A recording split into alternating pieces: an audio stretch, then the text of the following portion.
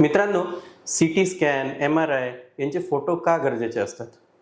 तर मित्रांनो, एक उदाहरणातनं मी आज तुम्हाला समजवेल की रेडिओलॉजिस्ट आणि सर्जन डॉक्टर यांचा बघण्याचा दृष्टिकोन कसा वेगळा असतो. तर हा एक CT स्कॅन आहे एका लहान बाळाचा. त्याला एक मोठा ट्यूमर झाला आहे. जेव्हा रेडिओलॉजिस्ट या स्कॅनला बघतो तर तो डायग्नोसिसच्या हिशोबाने की काय आजार आहे हे शोधायच्या हिशोबाने रिपोर्टिंग करतो.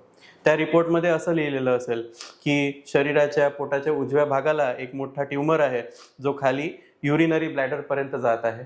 तो लिव्हरमधनं निघून राहिला. त्याचा ब्लड सप्लाय लिव्हरच्या एका नसेतनं येऊन राहिला. त्यांनी गॉल ब्लॅडर आतड्यांना बाजूला ढकललेला आहे. त्याची साईज एवढी एवढी आहे आणि त्याची जी एकंदरीत डेन्सिटी आहे ती एवढी आहे. आणि याच्यावरनं मला असं वाटतं की हा ट्यूमर असायला हवा.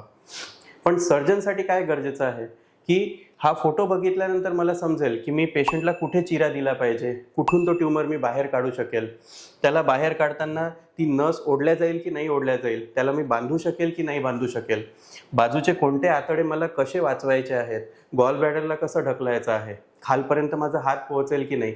तर या सगळ्या गोष्टी रिपोर्टमधनं कधीच समजणार नाही, कारण या बारीक बारीक गोष्टी असतात ज्या आपल्याला फोटोमधनं समजतात. म्हणून जेव्हा पण तुम्ही तुमच्या डॉक्टरांकडे जाता तर सगळे फोटो, CD सगळं सोबत घेऊन जा, कारण रिपोर्टच्या बेसिसवर ही सगळी माहिती कधी मिळणार नाही.